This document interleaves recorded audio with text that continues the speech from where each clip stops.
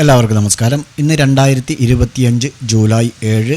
July second വീക്കിലെ first സെഷനായിരുന്നു ഇന്ന്. ഞാൻ സക്കീർ ഹുസൈനാണ്.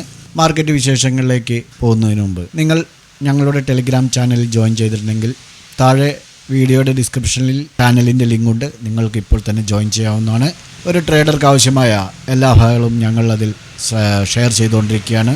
മാർക്കറ്റിലേക്ക് വരുമ്പോൾ ട്രംപ് ഭരണകൂടവുമായി കരാർ അവസാനിപ്പിക്കാത്ത രാജ്യങ്ങൾക്ക് വരുന്ന മാസം 1 മുതൽ താരിഫ് നടപ്പിലാക്കുമെന്ന് US ട്രഷറി സെക്രട്ടറി പ്രഖ്യാപിച്ചതിനെ തുടർന്ന് ട്രേഡർമാർ കുറച്ച് കെയർഫുള്ളായിട്ട് ട്രേഡിംഗ് നടത്തിയതുകൊണ്ട് തന്നെ ഇന്ന് നമ്മുടെ മാർക്കറ്റ് സ്ലൈറ്റ്ലി നിഫ്റ്റിയെ സംബന്ധിച്ചിടത്തോളം ഫ്ലാറ്റ് ക്ലോസിംഗ് ആണ് നടത്തിയിരിക്കുന്നത്.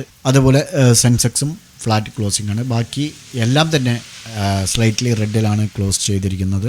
ടോട്ടലി ഇന്ന് മോർണിംഗ് മുതൽ തന്നെ മാർക്കറ്റ് എങ്ങോട്ട് പോകണം എന്നുള്ള വഴി മനസ്സിലാകാതെ തപ്പിത്തവറി നിൽക്കുന്നതായിട്ടാണ് നമുക്ക് കാണാൻ കഴിഞ്ഞത്. എന്നാൽ ട്രേഡിംഗ് സ്റ്റാർട്ടിങ് ചെയ്ത അതായത് മോർണിംഗ് 9:15 മുതൽക്ക് തന്നെ നെഗറ്റീവ് ന്യൂസുകളാണ് വന്നുകൊണ്ടിരുന്നത്.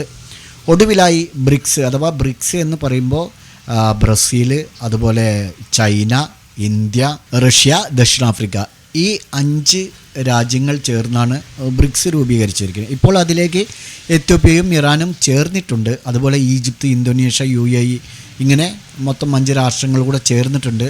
എന്നാൽ ഈ ബ്രിക്സ് മെമ്പർമാർക്ക് 10%, അതായത് നിലവിൽ 5 രാഷ്ട്രങ്ങളാണ്, അവർക്ക് 10% അധിക ചുങ്കം, അതായത് എക്സ്ട്രാ താരിഫ് ഈടാക്കും എന്നുള്ള അമേരിക്കയിലെ ഭീഷണി വന്നിട്ടുണ്ടായിരുന്നു. ഇതോടെ നമ്മുടെ രാജ്യവും അമേരിക്കയും തമ്മിലുള്ള ട്രേഡിംഗ് ഡീൽ പെട്ടെന്ന് തന്നെ ക്ലോസ് ആവുമെന്നുള്ള ഒരു പ്രതീക്ഷ ഇല്ലാതായി എന്നുള്ളതാണ് ഏറ്റവും പ്രധാനമായ വിഷയം.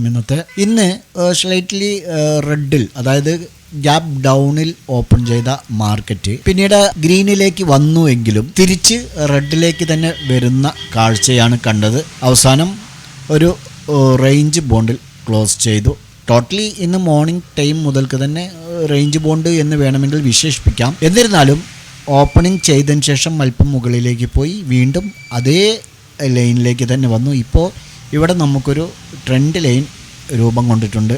ഇപ്പോൾ ബ്രിക്സ് കൂട്ടായ്മയോട് സഹകരിക്കുന്ന ഈ രാജ്യങ്ങൾക്ക്, ഇപ്പോൾ ഈ 5 രാജ്യങ്ങൾ കൂടെ വന്നതുകൊണ്ട് ഇപ്പോൾ മൊത്തം 10 രാഷ്ട്രങ്ങളായിട്ടുണ്ട്. ഈ 10 രാഷ്ട്രങ്ങൾക്ക് 10% എക്സ്ട്രാ താരിഫ് ചുമത്തുമെന്ന് വേറെ ആരുമല്ല, ട്രംപാണ് ഭീഷണി മുഴക്കിയിരിക്കുന്നത്. എന്നാൽ ട്രംപിൻ്റെ ഈ ഭീഷണിയെപ്പറ്റി നമ്മുടെ രാജ്യം ഇതുവരെ ഒരു മറുപടിയും കൊടുത്തിട്ടില്ല. എല്ലാ രാജ്യങ്ങൾക്കുമുള്ള 10% താരിഫിന് പുറമേയാണ് ഈ ബ്രിക്സ് താരിഫ്.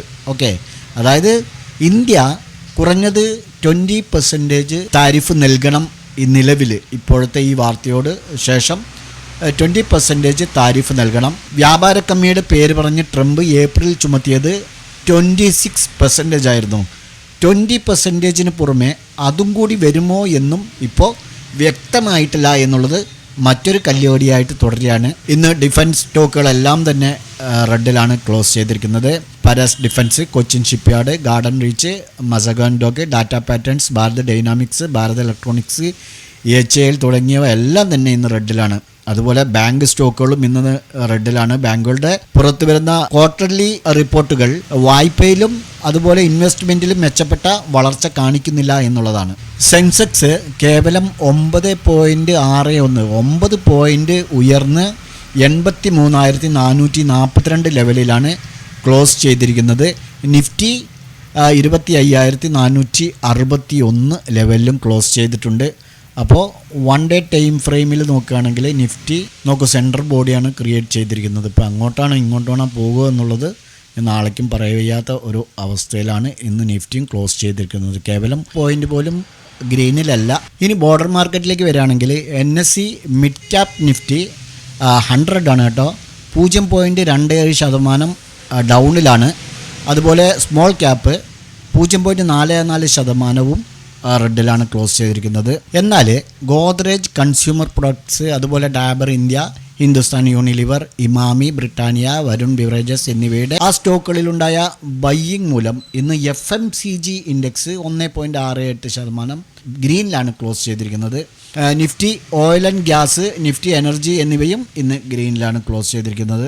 മറുവശത്ത് നിഫ്റ്റി IT, അതുപോലെ metal, bank, auto, consumer durables, pharma എന്നിവ ഗ്രീനിലും ക്ലോസ് ചെയ്തു.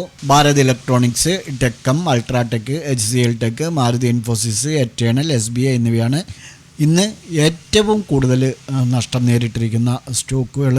2.4% വരെയൊക്കെ ഇടിഞ്ഞിട്ടുണ്ട്. ഇപ്പോൾ ഭാരത് ഇലക്ട്രോണൊക്കെ 2.46% ഇടിഞ്ഞിരിക്കുന്നത്.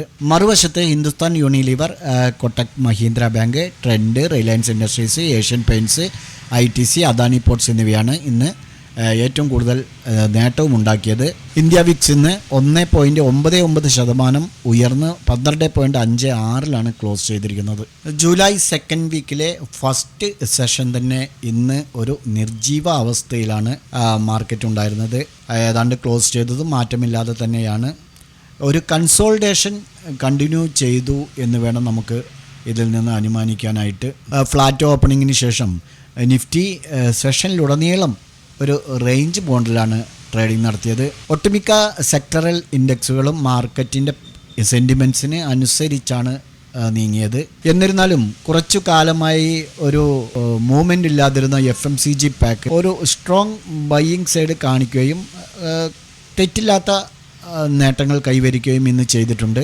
ബെഞ്ച് മാർക്ക് നമുക്കിനി നാളെ സപ്പോർട്ട് ആൻഡ് റെസിസ്റ്റൻസ് ലെവലുകൾ നിഫ്റ്റി, ബാങ്ക് നിഫ്റ്റി, സെൻസെക്സ് ഈ 3 ഇൻഡെക്സുകളിൽ ഏതൊക്കെയെന്ന് വാച്ച് ചെയ്യാം.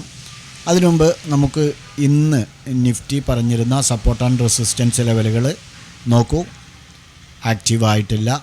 അതുകൊണ്ട് തന്നെ നാളെ നമുക്ക് നിഫ്റ്റിയെ സംബന്ധിച്ചിടത്തോളം ഇന്ന് നമ്മുടെ സപ്പോർട്ട് ആൻഡ് റെസിസ്റ്റൻസ് ലെവലും ടച്ച് ചെയ്തിട്ട് പോലുമില്ല. നമുക്ക് സപ്പോർട്ടായിട്ട് 25,330 തന്നെ വാച്ച് ചെയ്യാവുന്നതാണ്. റെസിസ്റ്റൻസ് ആയിട്ട് നമുക്ക് വേണമെങ്കിൽ ഇനി അല്പം ഡൗൺ സൈഡിലേക്ക് കൊണ്ടുവന്ന് ഈ ഒരു സോണിൽ നിന്ന് ബൈ ചെയ്യാവുന്നതാണ്. 25,500. ഓക്കെ, അപ്പോൾ നിഫ്റ്റിയിൽ നമുക്ക് നാളെ ഈ സപ്പോർട്ട് ആൻഡ് റെസിസ്റ്റൻസ് ലെവലുകൾ വാച്ച് ചെയ്യാവുന്നതാണ്.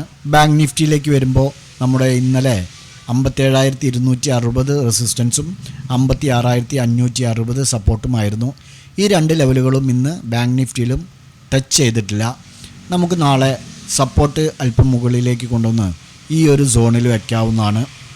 ഈ ഒരു സോണിൽ നിന്ന് താഴെ വരികയാണെങ്കിൽ നമുക്ക് എൻട്രി എടുത്ത് പോകാം. അതേസമയം റെസിസ്റ്റൻസ് നമുക്ക് അല്പം താഴത്തേക്ക് കൊണ്ടുവന്ന് ഈ ഒരു സോണിൽ നിന്ന് ബൈ ചെയ്ത് മുന്നോട്ട് പോകാം. 57,150.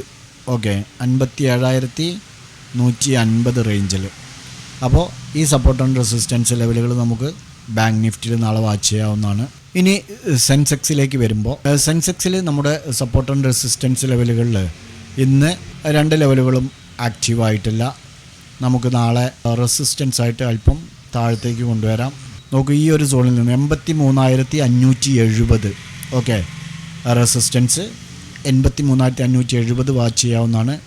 സപ്പോർട്ട് നമുക്ക് ഈ ഒരു റേഞ്ചിൽ തന്നെ 83,160. ഓക്കെ, അപ്പോൾ സെൻസെക്സിൽ ഇങ്ങനെയും വാച്ച് ചെയ്യാം. ഈ 3 ഇൻഡെക്സുകളും നിങ്ങളുടെ ട്രേഡിംഗ് പ്ലാറ്റ്ഫോമിൽ ആഡ് ചെയ്ത് നാളെ ഈ സപ്പോർട്ട് ആൻഡ് റെസിസ്റ്റൻസ് ലെവലുകൾ ബ്രേക്ക് ഔട്ട് ചെയ്യുന്നുണ്ടോ എന്നുള്ളതൊന്ന് പരിശോധിക്കുക. ഉചിതമായ സമയത്ത് എൻട്രി എടുക്കുക. ഞങ്ങളുടെ വീഡിയോ എഡ്യൂക്കേഷൻ പർപ്പസിന് വേണ്ടി മാത്രമാണ്. നാളെ നല്ലൊരു പ്രോഫിറ്റബിലിറ്റി ആവട്ടെ എന്ന് ആശംസിച്ചുകൊണ്ട് നിർത്തുന്നു. ബൈ.